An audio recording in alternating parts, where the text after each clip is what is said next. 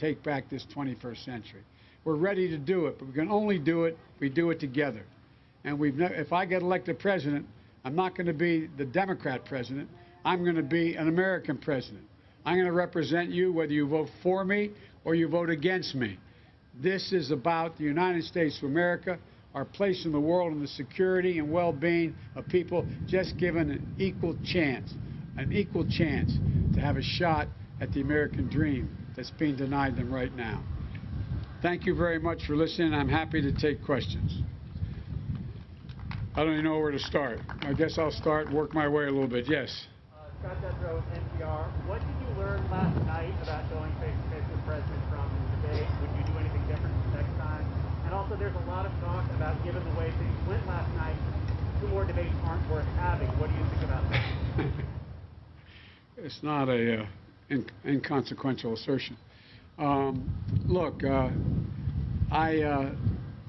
he did what I expected him to do last night. He announced what he was going to do. He announced he was going to, I think the phrase was, now he can become really vicious. I think that was his phrase at some point. Look, last night reinforced for me why I got in this race in the first place. Last night, I said when I got in the race, we were in a battle for the soul of this country. Can you all see me? Should I turn this way a little bit? Trump's constant disregard and unwillingness to speak to COVID and the fact that 205 million people, 1,000 people have already died and over 7 million are infected, and it's likely to get worse. He didn't want to talk about it at all. He in terms of election legitimacy, he made it clear that he didn't think this is going to be, if he lost, it wouldn't be a legitimate election. Already began to plant seeds of doubt in the legitimacy of this election. I don't know any president's ever done that before. And his dog whistle, the white supremacy, when asked would he condemn white supremacy, he said, he didn't say a word. And then when I said, well, how about the Proud Boys, which is a white supremacist group, he said, well, I just told them to stand down and stand ready. Stand down and stand ready based on the outcome of the election? And last night was, I think, a wake-up call for all Americans. What I tried to do last night, I tried to speak directly into the camera to the American people, to talk about their concerns, to talk about what's on their mind, to talk about what I would do were I president. Trump has no plans, no ideas, didn't express a single plan that he had about how he's going to move forward, and it made me realize that just how much is at stake. You know, for 90 minutes, he tried everything to distract, everything possible, and it just didn't work. But I hope that this next debate is going to be in front of real live people. It's going to be a town hall. And I just hope we're able to, I'm looking forward to it, and I hope we're able to get a chance to actually answer the questions that are asked by the persons in the room. But God only knows what he'll do. Yes. Is there any scenario where you would not debate the president in these next 2 debates? And are there any changes you want to see made by the commission before you debate? Well, you know, he not only attacked me constantly and my family, but he attacked the moderator. And again on his tweets this morning or last night. I just hope there's a way in which the debate commission can control the ability of us to answer the question without interruption. I'm not going to speculate on what happens in the second or third debate. My hope is that they're able to literally say the question gets asked of Trump. He has a microphone. He has 2 minutes to answer the question. No one else has a microphone. And then I don't know what the actual rules are going to be, literally. But that's what seemed to me to make some sense. But I'm looking forward to that. And what do you have to say to those undecided, persuadable voters who were watching last night and were just completely turned off by politics? I can understand it. It was, I kind of thought at one point, maybe I shouldn't say this, but the President of the United States conducting himself the way he did, I think it was just a national embarrassment. But look, I just hope that the American people and those undecided voters try to determine what each of us has as an answer for their concerns and allows us to actually speak. Yes, Jim. Thank you, Mr. Vice President. You mentioned the President's comments about the Proud Boys, stand back and stand by. Today, they've made that really a rallying cry. They're rallying around that slogan almost that they've created now for it.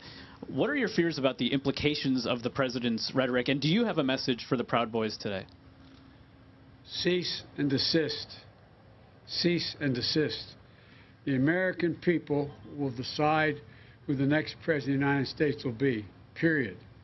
So I'm urging the American people, go out and vote. Show up. You can vote early, vote early. Vote whatever way is most convenient for you, but vote.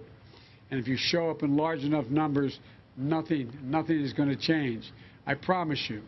If, in fact, we win this election, this president will step down. It's a lot of bravado. He has no alternative.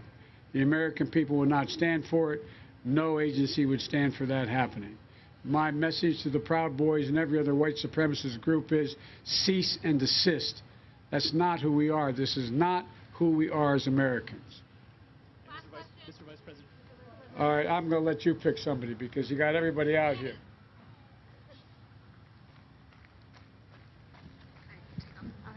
Mr. Vice President, thank you for giving me a question.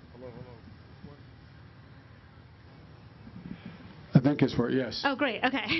I wanted to, just about last night, you said a few things that put some distance between yourself and the liberal wing of the party on the Green New Deal, Medicare for All. Can you talk a little bit about whether or not you could be going a little bit too far to the center and alienating some people on the left? And related to that, have you spoken with Alexander AOC today or recently? No, I haven't, and I appreciated her endorsement. I like, look, we had a debate with, I don't know, 22, 25 people in the Democratic Party. I said at the time that I would tell you exactly what I believed, and I would state why I believed it and why I was running. And that's exactly what I did. I did not support Medicare for All. I do not support it now. I support the Biden plan that I've laid out. I've laid out the most extensive plan with a detail on how I will get us to net zero emissions in the energy sector by 2035, putting thousands of people to work. I've laid out how, in fact, I'm going to get us to net zero emissions in the United States of America by 2050 across the board, how I'd rejoin the Paris Accord, which I helped put together, et cetera. So the Green New Deal that the president keeps trying to talk about, it's not a bad deal, but it's not the plan I have. That's the Biden Green Deal. That's what it's about. And what the president keeps trying to do is he's trying to run against somebody other than me. I've said to the left, the right, and the center exactly where I am on each of these issues. I did have time, and I've worked very hard with all segments of the party. We put together a platform that is a platform that I fully support. The president keeps talking about, what's he call it? This he has some name for our platform. I can't remember what it is. It's the manifesto. Thank you. The manifesto. Well, the Democratic platform is the one that I've signed on to. The one that the vast majority, overwhelming majority of Democrats signed on to. But the Democratic Party is a big tent. And we have all kinds of folks in that have different views, and they're all welcome. And we negotiated, we debated, and we had a primary election. And I won, and I've laid out what we're going to do. So I'm not worried about losing the left, right, or the center of the party. This is a big party. But I have one of the most progressive records of any Democrats run on. I'm proud of it, but it's my record, and it's what I want to do. So thank you, thank you, and if I could just thank follow you up very with much. an unrelated question.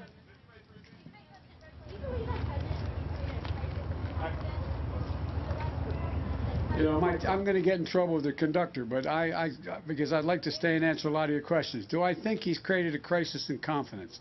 Look, all you have to do is look at the polls all your networks run. And a significant number of the American people are worried about what he recommends having anything to do with, look there, right? Is that what you're trying to tell me? To deal with the COVID crisis. And they've lost confidence in him. And so that's why I think it's really important that the scientists continue to speak out, say exactly what constitutes an appropriate approach to dealing with COVID, whether it is a vaccine or any other proposal. And God willing, we're going to have a vaccine sooner than later. God willing, we'll be able to distribute it as rapidly as possible. But it gets down to, ultimately, the American people have to have trust in what the president says. And it's quite clear many people don't trust him. As it relates as well to businesses, they say open up. Even businesses that open up are having trouble getting people to come in because, in fact, the president says things that are just not accurate. So, but I'm confident that we're going to get in this train, or you're all going to have to run behind it, and we got to get going. But thank you all very much, and I'll talk to you next stop, wherever I'm doing. Thank you.